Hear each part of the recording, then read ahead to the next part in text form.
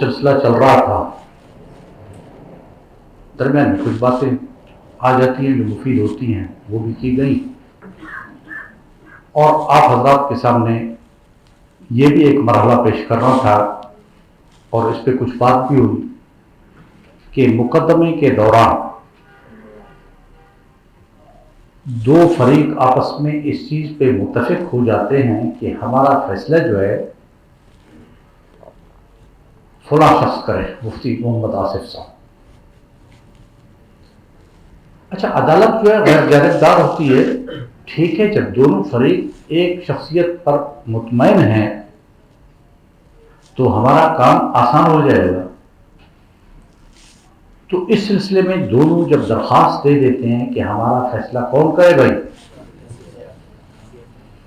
عدالت اس چیز کی منظوری دے دیتی ہے، ٹھیک، اور بلکہ ایک لیٹر بھی لکھ لیتی ہے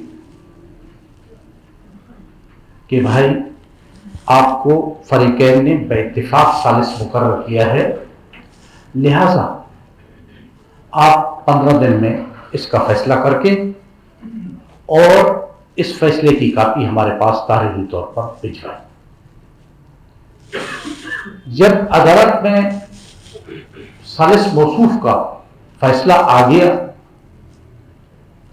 تو عدالت پاکستان کے قانون ثالثے ایکٹ کے تحت دونوں فریقوں کو نوٹس جاری کرتی ہے کہ اگر آپ کو اس فیصلے کے خلاف کوئی اعتراض ہو، کوئی عذر ہو، تو آپ 15 دن کے اندر یا 10 دن کے اندر پیش کر دیں۔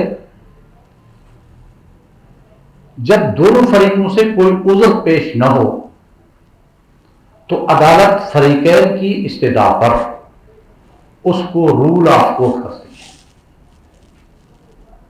اور رول آف کورٹ کا مطلب یہ ہے کہ یہ ثالث کا فیصلہ نہیں بلکہ اس کو عدالت کا ہی فیصلہ سمجھیے۔ اس سلسلے میں آپ حضرات نے فقہ کے اندر مستقل ابواب پڑھے ہیں، قدوری سے لے کر ہدایہ، اور پھر آپ تو ماشاءاللہ متخصص ہیں، اور اس میں آپ لوگوں نے شرح مجلہ کے اندر بھی ابواب پڑھے ہیں کہ تحکیم کے مستقل ابواب ہیں اور قوانین ہیں۔ اب میں تھوڑا سا فرق بتاؤں گا۔ اب اس مجلہ کے اندر دفعات باقاعدہ موجود ہیں، کاش کہ یہاں پر مجلہ بھی ہوتی ہے ہمارے سامنے تو آپ کو دفعہ کو دکھا دیتے، لیکن اگر یقین کر لیتے ہو تو بس ٹھیک ہے، میں بتاتا جاؤں۔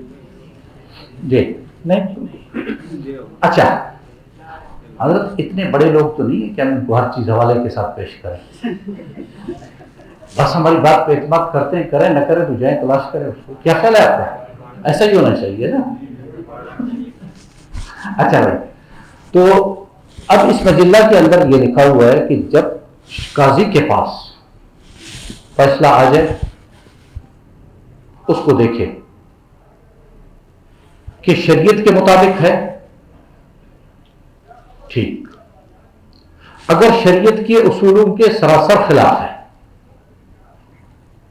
تو اس کو عدالت مسترد بھی کر سکتی ہے، اور اگر عدالت سمجھتی ہے کہ یہ قابل اصلاح ہے، اس میں ترمیم کرنے کی ضرورت ہے، تو عدالت کو فل اختیارات ہیں شریعت کے روح سے کہ اس کے اندر ترمیم کرے۔ اور سب بات سمجھ گئے؟ یہ بات سمجھ گئے یا نہیں؟ مسئلہ میں آپ کو مثال کے ساتھ سمجھاتا ہوں، وہ ذرا جلدی سے آ جائے گا آپ کو سمجھ میں۔ ہمارے علاقے میں یہ سردار اور نواب تو ہے ماشاءاللہ، ان میں کچھ خصوصیات بھی ہوتی ہیں، کچھ خامیاں بھی ہوتی ہیں۔ اللہ نے کوئی چیز مضر بھی اگر پیدا کی ہے تو اس میں بھی کوئی خاصیت ضرور ہے۔ آگے بات سمجھ میں یا نہیں؟ کوئی چیز مضر ہے۔ وہ کسی وقت میں مکھیاں جو تھی نا، ایک ملک نے ساری ختم کر دی، تو جب تحقیق پھر کوئی ایک بیماری آ گئی تو ان کی تحقیق کے مطابق یہ تھا کہ مکھیاں مخصوص قسم کے جراثیم کو کھا جاتی ہیں، تو انہوں نے کئی ملکوں سے استدعا کی کہ ہمیں مکھیاں دے دی جائیں۔ یہ لطیفہ نہیں ہے، یہ واقعتاً ہے. تو پیکٹو کے پیکٹ مکھیوں کے جو ہے وہاں پر بھجوائے جا رہے تھے تاکہ ان کی افزائش نسل. اللہ نے کوئی چیز مضر پیدا نہیں کی. بات سمجھ میں ہے؟ تو ان لوگوں میں کچھ ایسی خصوصیات ہوتی ہیں جو ناقابل بیان ہیں اور کچھ خامیاں بھی ہوتی ہیں. تو یہ سابق وزیر اعلیٰ صاحب کے بھائی ہیں، عموماً فیصلے وہ کرتے ہیں. اسلم رحسانی صاحب کے بھائی ہیں لشکری صاحب، زیادہ تر فیصلے وہی کرتے ہیں اور ماشاءاللہ منظم ایک سلسلہ ہے. یہ نہیں ہے کہ کسی کو پر جبری اپنا فیصلہ نہیں. جب دونوں فریق آ جاتے ہیں تو بس پھر فیصلہ کر دیتے ہیں. تو میرے پاس اپیل میں کوئی کیس چل رہا تھا تو دونوں فریقوں نے درخواست کی کہ ہم نے نواب صاحب کے پاس فیصلہ لے جانا ہے. ہمیں بھائی کیا اعتراض ہے؟ جب وہاں سے فیصلہ آیا پوری تفصیل کے ساتھ کہ فریقین کو سنا گیا، شہادتیں لی گئی اور تمام نشیب و فراز جو اس کیس میں تھے ان کا جائزہ لیا گیا، آخر میں انہوں نے فیصلہ کیا.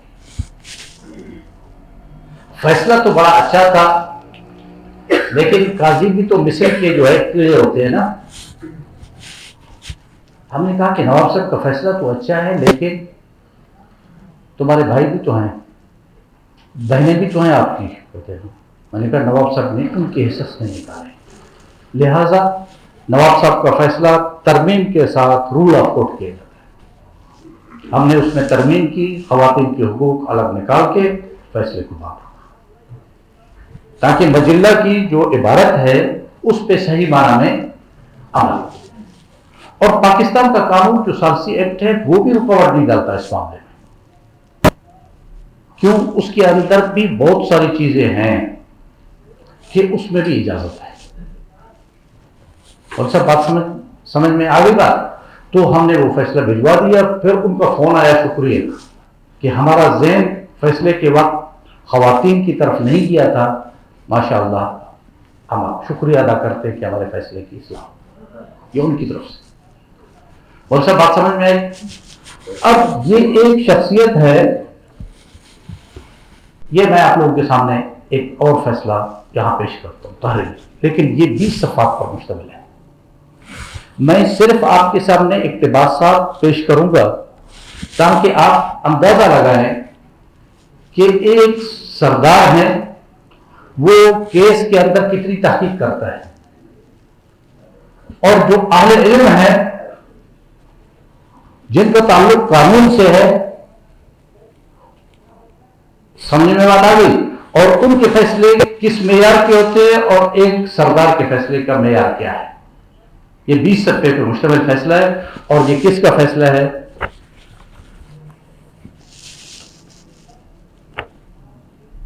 یہ کس کو سالے سے انہوں نے مقرر کیا ہے؟ سردار الحاج کون؟ دودہ خان، چیف آف جہانآباد.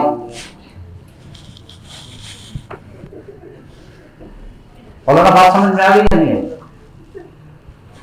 اس کو انہوں نے دودہ خان کو دو فریقوں نے ثالث مقرر کیا کہ آپ ہمارا فیصلہ. دودہ خان بیچارے جو ہے وہ قد کے بہت چھوٹے تھے اور پھر پہاڑ سے بھی کبھی گر گئے تھے. تو ظاہر ہے کہ ایک تو بہت چھوٹا قد اور پھر دوسرا جو ہے کمر بھی ان کی جو ہے، لیکن ماشاءاللہ بڑا روپ تھا. ان کا ایک واقعہ بھی ہے کہ ایک صاحب بہت دور سے نکلے کہ اس کا بڑا نام ہے. ایوب خان بھی اس کے فون کو سنتا ہے اور گورنر جنرل بھی اس کی بات مانتا ہے، نواب آف کالا باغ. سمجھ گیا نا جی؟ تو چلو ابھی اس کی ملاقات کر جاؤ. جب وہاں پر گیا تو بلوچی رسم و رواج کے لحاظ سے اس سے پوچھا، ہاں بھائی کس کام سے آپ تشریف لائے؟ جی میں فلاں جگہ سے آیا آپ کو دیکھنے کے لیے.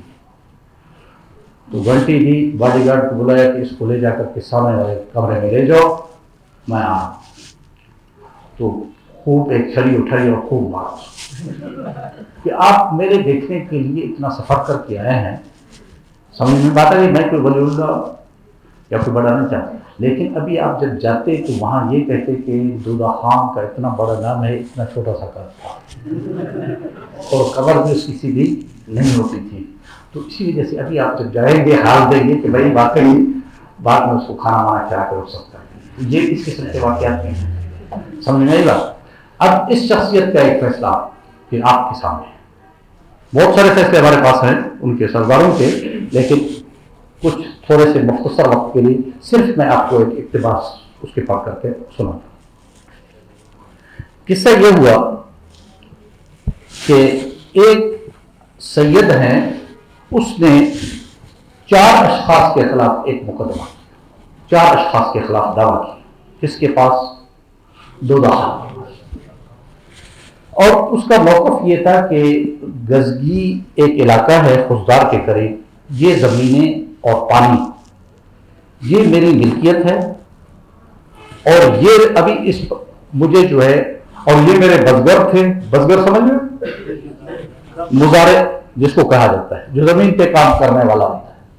تو یہ میرے مزارع تھے، لیکن اب یہ حق مالکانہ دینے سے انکار. حق کے مالکانہ بھی سمجھتے ہو؟ آپ بھی سمجھ رہے ہو؟ نہیں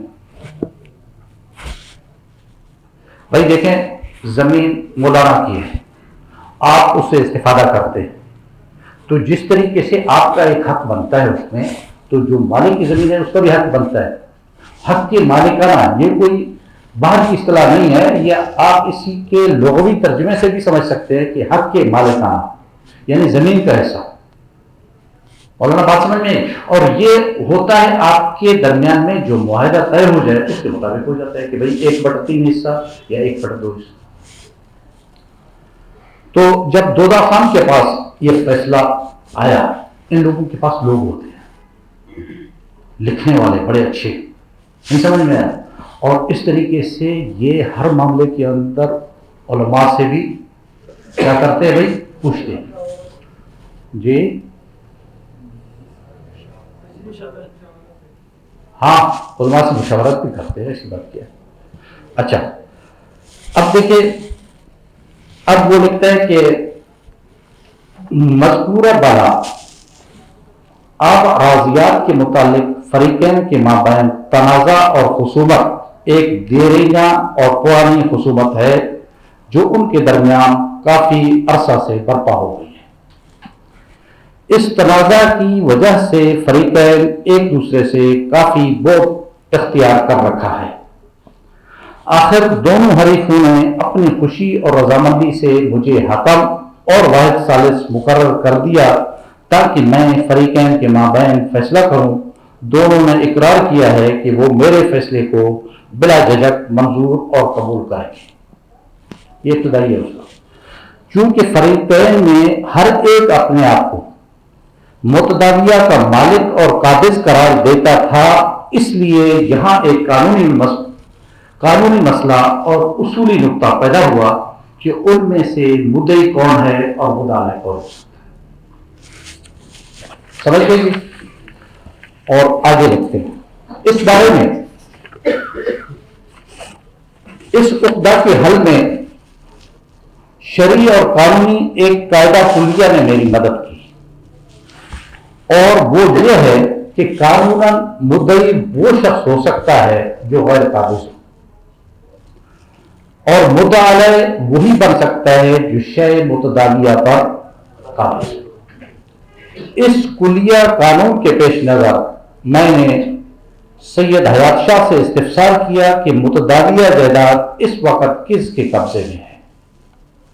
اس نے میرے سامنے اقرار کرتے ہوئے اظہار کیا کہ متداویہ آب اراضیات میں سے جو آب اور اراضی جس بزگر کے قبضے میں تھے تاہنوز وہ بدستور اسی ہی کے قبضے میں ہیں اور وہ اس کو حق مالکانہ نہیں دے رہا. حیات شاہ کے اپنے بیان سے معلوم ہو گیا کہ وہ غیر قابض ہے. اچھا، لہذا قانون اور شرعی و قانونی اعتبار سے دعویٰ کرنے کا رخ غیر قابض کی طرف پڑتا ہے، اور وہ مدعی کہلایا جا سکتا ہے جبکہ قابض اور سر دست متصرف بوقت دعویٰ مدعا علیہ کے لقب سے ملقب ہو کر جواب دہ یا جوابدار کے نام سے موصول ہوتا ہے۔ جو قابض ہے وہ مدعی، اور جو قابض نہیں ہے وہ مدعی، اور جو قابض ہے وہ جواب دہ بھی ہے اور جوابدار بھی اس کو کہا جا سکتا ہے۔ اچھا، تو اب اس نے بیان جب شروع کیا تو اس نے کہا کہ یہ زمین بنیادی طور پر ہمارے خاندان کی تھی۔ مدعی نے کہا ان میں بی بی مریم ایک خاتون تھی، وہ لاولد تھی۔ اس لاولد خاتون نے کیا کیا، پوری اپنی جائیداد کس کو ہبا کر دی؟ خان محمود خان والی ریاست کا لاپ کو ہبا کر دی کہ یہ بس تمہاری ریاست کے لیے۔ اس پہ مدعی کے دادا نے اعتراض کیا۔ جب اعتراض کیا تو خان صاحب نے تمام نوابوں کو، سرداروں کو بلایا، تو انہوں نے یہ فیصلہ دیا کہ ٹھیک ہے، یہ انہوں نے جائیداد دے دی ہے آپ کو بی بی مریم نے، لیکن اب یہ اس کا ہی خاندان ہے، یہ 10,000 روپے سرکار میں جمع کریں گے اور ساری جائیداد جو ہے وہ کس کے پاس ہوگی؟ اسی خاندان میں چلی جائے، اور 10,000 روپے جو ہے وہ کس کے پاس چلے جائیں گے؟ خان محمود خان۔ چنانچہ مدعی نے کہا کہ اس وقت کے خان نے اپنی مہر کے ساتھ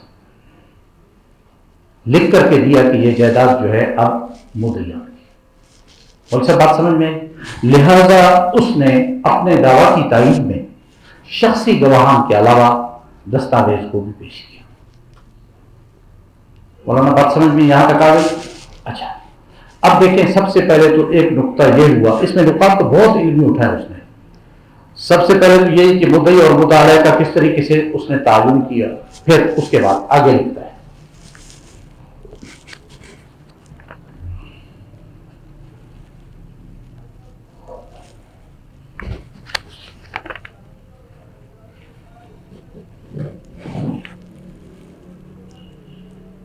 اچھا، الف، مدعی کی دستاویزی شہادت اور ثبوت میں شاہی سند عطا کردہ من جانب میر محمود خان سابق والی ریاست کلات خاص اہمیت کی حامل ہے۔ یہ سند میں نے مطالعہ کی ہے، جس کی تحریر خط اور مضمون میں کوئی اشتباہ، تزویر، ہیلا کی قطعاً گنجائش نہیں۔ یعنی یہ بھی وہ اشارہ ہے اس چیز کی طرف، لا یعمل بالخط والختم الا اذا کان سالما عن شبہۃ التزویر والتصنیف۔ ٹھیک، اچھا، قطعاً گنجائش نہیں۔ اس سند کو تحریر کرتے ہوئے تقریباً 64 سال کا طویل عرصہ گزرا ہے۔ میرے پاس محمود خان کی عطا کردہ ایک سند میری اپنی اراضیات موضع انجیرہ کے متعلق موجود ہے۔ تصدیق خط اور مہر کی خاطر میں نے دونوں سندات کا تقابل اور موازنہ کیا۔ یعنی نواب سردار صاحب لکھ رہے ہیں کہ میرے پاس بھی ان کا ایک خط تھا، اچھا، یعنی سند تھی اپنی جائیداد کے متعلق، تو میں نے کہا کہ اس سند کو اس کے ساتھ تقابل کرو۔ کیوں کہ دیکھیں، کل بھی میں نے آپ کو بتایا تھا کہ جو فیصلہ کنندہ ہے وہ کسی دستاویز پر مطمئن ہونا اس کا ضروری ہے کہ واقعتاً اس میں کوئی جعل سازی وغیرہ نہیں ہوئی۔ اور ہمارے وکیل صاحب بیٹھے ہوئے ہیں، یہ اس بات کی ضرور تائید کریں گے کہ شخصی اور دستاویزی ثبوت کے درمیان میں کوئی معاملہ ہو تو دستاویزی کو ترجیح ہوتی ہے۔ ایسے ہی ہے، بات سمجھ گئے یا نہیں؟ ہاں، اچھا، میں نے دونوں سندات کا اب لکھ رہے تقابل اور موازنہ کیا۔ مدعی کی پیش کردہ سند اسی کاتب دربار کی تحریر شدہ ہے جس نے محمود خان کی جانب سے اراضیات انجیرہ کے متعلق میرے بزرگوں کو ایک سند تحریر کر کے دی تھی۔ تقابل خطوط سے پورا تعین پیدا ہو گیا کہ یہ سند کوئی 64 سال قبل اسی ہی کاتب کے ہاتھ کی لکھی ہوئی ہے جس نے میری سند میرے بزرگوں کو لکھ کر کے دی تھی، اور سندات پر لگائی گئی مہروں کے موازنہ اور تقابل سے متحقق ہو گیا کہ مدعی کی پیش کردہ سند پر ثبت شدہ شاہی مہر وہی ہے جو میری سند پر ثبت ہے۔ ثبت شدہ استقابلی اور موازنتی علت کی بنا پر صحت سند میں کوئی شک اور شبہ باقی نہ رہا، لہذا میں اس کو صحیح اور درست قرار دیتا ہوں۔ باقی رہا یہ کہ ایسی سند ثبوت اور اس بات دعویٰ میں کیا کردار ادا کر سکتی ہے۔ سند تو درست ہو گئی، لیکن اس کا کردار کیا ہونا چاہیے، اس کے بارے میں نے اپنے سندھ، کوئٹہ وغیرہ کے علاقہ جات کے دوروں کے دوران متعدد علماء اور قانون دانوں سے مشاورت کے طور پر رجوع کیا۔ آپ سمجھ رہے ہیں؟ اچھا، علماء نے شرعی اور فقہی استدلالات کی روشنی میں اظہار کیا کہ ایسی دستاویز اور حجج قطعیہ جو ہیلہ اور تزویر سے مبرہ اور معرہ ہوں تو اس بات دعویٰ میں حجتاً اور استدلالاً پیش کی جا سکتی ہے۔ اور سب سمجھ رہے ہو؟ پہاڑ کا آدمی ہے، اردو دیکھو، پہاڑی آدمی ہے، بلوچ آدمی ہے، مطلب اچھا، اور ایسی دستاویز قابل ادخال اور بطور شہادت قابل قبول ہوا کرتی ہے، خصوصاً برات سلطانیہ یعنی شاہی دستاویزات، جبکہ یہ ثابت ہو جائے کہ شاہی کاتب کے ہاتھوں شاہی مہر سے مزین ہو کر قید تحریر میں آ چکے ہوں تو بلا بینہ بلا شہادت ایسی دستاویز اس بات دعویٰ میں بلا جھجک مؤثر ثابت ہو سکتی ہے۔ ایسی دستاویز کے قانون دانوں نے اپنے مروجہ قانون کی رہنمائی میں علماء کے قول کی تائید اور تصدیق میں رائے دے ہوئے اور قانونی دفعات کا حوالہ دیتے ہوئے بتلایا کہ ہر وہ دستاویز جو 30 سال پرانی ہو اور واجب حفاظت اور اصل مستحق کے ہاتھوں پیش ہو تو بلا تعامل بلا تردد مقبولیت کا درجہ حاصل کرتے ہوئے قابل قبول ہوا کرتی ہے۔ وکیل صاحب بتائیں گے کہ قانونی شہادت کی، تاکہ میرا ایسے نہ سمجھو یہ واقعہ ایسے یہ نہیں جی، کون سا دفعہ ہے 100 قانونی شہادت کا، کہ اگر ایک دستاویز 30 سال پرانی ہے اور عدالت قیاس کرتی ہے یہ دستاویز جو ہے اس کے اندر کسی قسم کی جعل سازی نہیں ہوئی تو پاکستان کا قانون بھی یہی کہتا ہے کہ ایسی دستاویز پر قابل عمل ہے اور یہ حجت ہے۔ اب شریعت بھی آ گئی اور پاکستان کا قانون بھی ہے۔ اچھا، واجبی حفاظت اور الاصل مستحق کے ہاتھوں پیش ہو تو بلا تعامل بلا تردد قانونی مشورت کے بعد مجھے آپ مدعی کی پیش کردہ سند اور شاہی دستاویز کے قبول کرنے میں کوئی تعامل نہیں، میں اس سند کو غیر مؤثر قرار نہیں دے سکتا بلکہ شرعی اور قانونی نقطۂ نگاہ سے اس بات دعویٰ مدعی میں اس سند کو معقول اور مؤثر قرار دیتا ہوں۔ اور سر اقتباس میں نے پڑھ لیا، ابھی دوسرا بھی پڑھ رہا، سارے قانونی نکات اٹھائے اس نے۔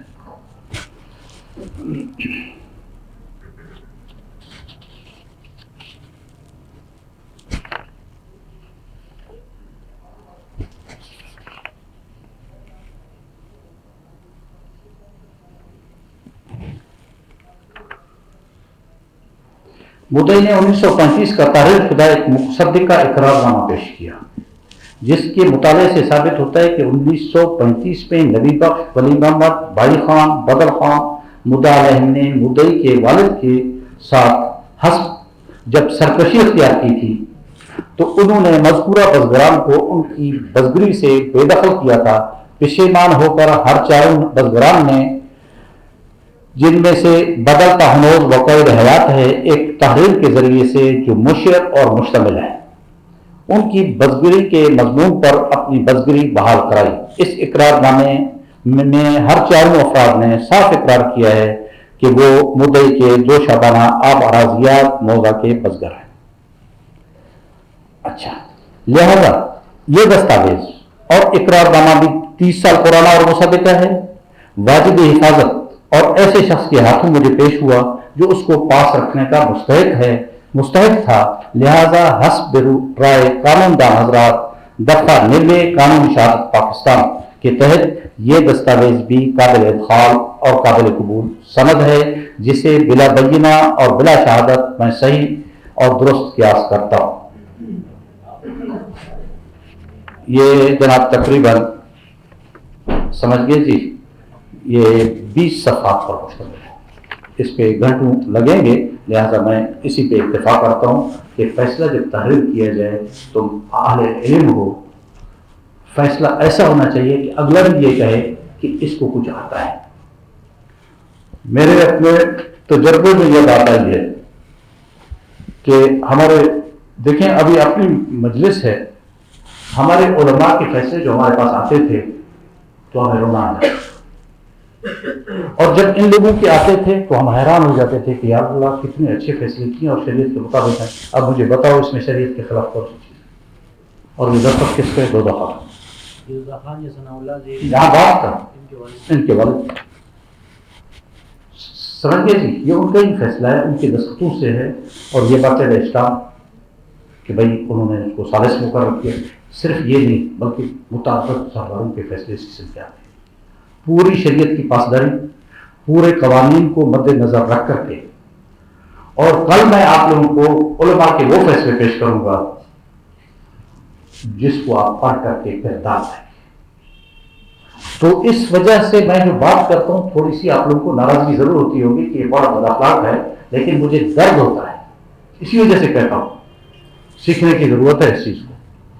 علماء کرام کے بھی لاؤں گا جو بخاری شریف میں پڑھاتے ہیں، 8 جلدوں میں ان کی اپنی مادری زبان میں تفسیریں بھی لکھی موجود ہے، 8 جلدوں میں، وہ بھی لاؤں گا۔ اور ہمارے ایوان ہیں، یہ بھی نہیں کہ صرف وہ کونے میں بیٹھنے والے لوگ ہیں، نہیں، قومی اسمبلی کے ممبر بھی رہے، تو ان کے فیصلے بھی کل میں پیش کروں گا آپ لوگوں کو دوسری مجلس میں، تاکہ آپ کو اندازہ ہو کہ ہم کتنا پیچھے ہیں، جو کام ہمارا تھا اور ہم نے اس میں کم چوری کی، اور جو لوگ جن کا کام نہیں ہے، جاہل ہیں، ظالم ہیں، لیکن وہ کتنا اپنے فیصلوں کو مزین کرتے ہیں۔ اور جب تک ان چیزوں کی طرف ہمارا دھیان نہیں ہوگا تو ہم جاگیں گے نہیں۔ مولوی صاحب ابھی ہم ثالث مقرر کرتے ہیں، 4 8 مفتی ہیں، ہم ایک کیس لے آتے ہیں، پھر میں دیکھتا ہوں کہ کس طریقے سے لوگ فیصلہ دیتے ہیں، سارا سب کچھ واضح ہو جائے گا۔ پھر ہم کیسے دعویٰ کر سکتے ہیں کہ ہم اسلامی نظام نافذ کریں گے؟ دعویٰ تو فضول ہے، جب ایک کام ہمیں آتا ہی نہیں ہے تو ٹھیک ہے، یہ جو انگریزوں کا سلسلہ ہے وہ ہمارے اوپر مسلط رہے، ٹھیک ہے یا نہیں؟ سمجھ گئے یا نہیں؟ ابھی کوئی سوال ہو تو کر لو، پھر میں دوسرا شروع کرتا ہوں جی۔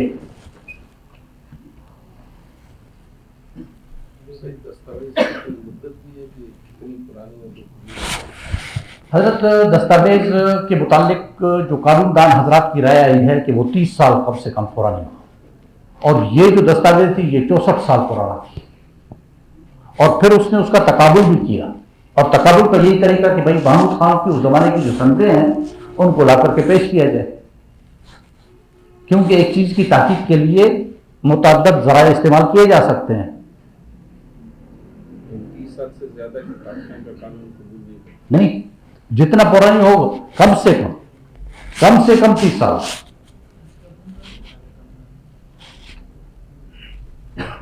یعنی وہ دستاویز کم سے کم 30 سال پرانی ہو، عدالت قیاس کر سکتی ہے، اور عدالت کو جب صحت کی تصدیق ہو جائے تو مزید کسی شخصی شہادت کی ضرورت نہیں ہے، وہی مدار حکم ہے، وہی مدار فیصلہ ہے۔ اس سلسلے میں مجلہ کی طرف آپ رجوع کر سکتے ہیں۔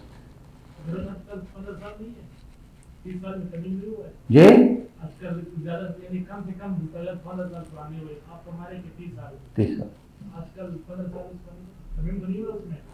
اور صاحب آپ کا ذہن کسی اور طرف چلا گیا، آپ میعاد کے مسئلے میں چلے گئے۔ میعاد نہیں ہوتا ہے، مرور زمان پڑھا ہے کبھی آپ لوگوں نے؟ نہیں۔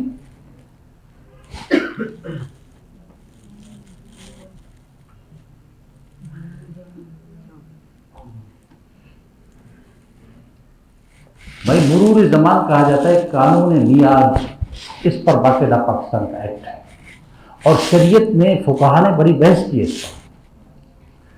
چلو ابھی ذکر ہوا تو میں بتا دوں آپ کو، 2 چیزیں ہیں۔ ایک ہے میعاد کی، میعاد کا مطلب یہ ہے کہ اب میں بیٹھا ہوا ہوں، مجھے پتا ہے کہ یہ جائیداد میری ہے، اور مولانا آ کر کے اس پر قابض ہوتے ہیں۔ اب علامہ شامی نے لکھا ہے کہ اس کے لیے 33 سال میعاد ہے. کتنے بھائی؟ 33 سال. اگر 33 سال تک میں خاموش رہا، اب اس کے بعد میں دعویٰ دائر نہیں کر سکتا. ان سے بات سمجھ میں آ گئی؟ اب دیکھیں یہ اتنی بڑی تفصیل ہے کہ جب تک وہ پوری تفصیلات سامنے نہ آئے، صرف میں ایک خلاصے کے طور پر بتا رہا ہوں. اچھا 33 سال. پھر اس میں انہوں نے یہ قرار دیا کہ اس کی دو حیثیتیں ہیں. ایک ہے نیات کا معاملہ امر شرعی. امر شرعی کا مطلب یہ ہے کہ نیات کو خود شریعت نے رکھا ہے. اور دوسرا ہے امر سلطانی. امر سلطانی کا مطلب یہ ہے کہ بادشاہ کو حالات کے لحاظ سے اس میں کمی بیشی کرنے کا اختیار ہے. دماغ میں بات آ گئی؟ اب علامہ شامی نے 33 سال اور مجلہ والوں نے کتنا کیا ہے؟ 15 سال. ٹھیک ہے نہیں؟ لیکن اس میں بھی مستثنیات ہیں. مستثنیات علامہ شامی نے بھی ذکر کیے ہیں، انہوں نے بھی ذکر کیے. اب اگر یہ پاکستان کا قانون آ جاتا ہے نیاد ایکٹ، اس میں انہوں نے پھر کچھ کمی بیشی کی ہے کہ استقرار حق کے لیے اتنا ایک شیڈول بنا ہوا ہے. آپ لوگوں کو تو ماشاءاللہ ایک وکیل صاحب مل گئے ہیں، آپ رہنمائی حاصل کر سکتے ہیں ان سے. تو ایک شیڈول ہے کہ اس چیز کے لیے اتنی میعاد، اس چیز کے لیے اتنی میعاد، استقرار حق کا مقدمہ ہے تو اتنی. تو بہرحال جب شریعت نے اس کو امر سلطانی قرار دیا تو مقننہ کو یہ اختیار ہے کہ اس کے اندر کیا کرے؟ کمی بیشی کرے. تو اس وقت جب خلافت سلطانیہ عثمانیہ تھی تو انہوں نے جو ہے اس کے اندر کمی بیشی کی. لیکن میعاد کے معاملے میں بھی بہت ساری چیزیں مستثنیات بھی ہیں. مثلا میراث کا معاملہ ہے. وراثت کے معاملے میں میعاد کا اعتراض نہیں کیا جا سکتا. مثلا دو بھائی ہیں، ایک دبئی میں رہتا ہے، دوسرا پاکستان میں رہتا ہے، اور یہ اس زمین سے استفادہ کرتا رہا. اب وہ 40 سال بعد آ جاتا ہے، جب بوڑھا ہو جاتا ہے، وہاں سے ریٹائر ہو جاتا ہے تو آ جاتا ہے یہاں پر. اب یہ کہتا ہے جی 40 سال تک میں کھاتا رہا ہوں، ابھی میں آپ کو نہیں دیتا، آپ کا دعویٰ ذائقہ المیعاد ہے. اب عدالت میں اگر جائے گا تو عدالت اس اعتراض کی طرف متوجہ نہیں ہوگی شرعاً. کیوں؟ کہ معاملہ کس کا ہے؟ وراثت کا. بات سمجھ میں آ گئی؟ اچھا اس میعاد کے قانون کو بھی سپریم کورٹ شریعت بینچ نے چیلنج کیا گیا. اس پہ بڑا ایک تفصیلی فیصلہ ہے، اگر آپ اس کو پڑھنا چاہیں تو پڑھ سکتے ہیں. اور یہ سپریم کورٹ کے پیر کرم شاہ الازہری کا فیصلہ لکھا ہوا ہے. کبھی نام سنا ہے ان کا؟ پیر کرم شاہ الازہری کا لکھا ہوا ہے. اس کا موقف یہ ہے کہ کوئی دعویٰ زائد المیعاد ہوتا ہی نہیں. کیوں؟ کہ وہ اس چیز سے دلیل پکڑتے ہیں کہ الحق لا یسقط بتقادم الزمان. حق کبھی بھی زمانے کے گزرنے کے ساتھ ساکت ہوتا ہی نہیں. سمجھ میں بات آ گئی؟ لہذا میعاد کی کوئی بات ہے نہیں. بڑا تفصیلی فیصلہ ہے اور ماشاءاللہ عالمانہ فیصلہ ہے. اس پہ حضرت مولانا تقی صاحب کا جو ہے نے اس کے لیے بہت الفاظ استعمال کیے کہ پیر صاحب نے یہ فیصلہ دیا ہے، لیکن چند چیزوں کی وضاحت ضروری ہے. وہ یہ ہے کہ میعاد ٹھیک ہے، حق تقادم زمان کے ساتھ ختم نہیں ہوتا، لیکن یہ مسئلہ ما بینہ و بین العبد ہے. اللہ کے یہاں یہ بات ہے.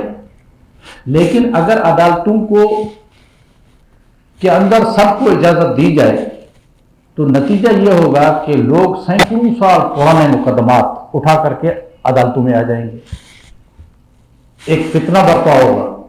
اسی وجہ سے اس فتنے کے روک تھام کے لیے جتنے بھی فقہاء ہیں اس کو ایک طرف سے امر شرعی بھی قرار دیا ہے، اور ساتھ ساتھ انہوں نے یہ بھی کہہ دیا ہے کہ یہ کیا ہے بھائی؟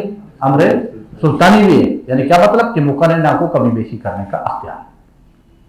باقی اگر کوئی شخص یعنی 40 سال سے میں اس کی زمین پر قابض ہوں، لیکن میں باہر اقرار کرتا رہا، عدالت میں نہیں، باہر اقرار کرتا رہا کہ یہ زمین اس کی ہے، تو میعاد کا اعتراض میں ابھی نہیں کر سکتا. کیوں کہ میں نے بیرون از عدالت کیا کیا ہے بھائی مولوی صاحب؟ اعتراف کیا ہے، اقرار کیا ہے. جب اقرار کیا ہے تو المرء یؤخذ باقرارہ، آدمی کو اس کے اقرار کی بنیاد پر جو ہے وہ کیا کیا جا سکتا ہے، پکڑا جا سکتا ہے. مولانا بات سمجھ میں آ گئی یا نہیں ہے؟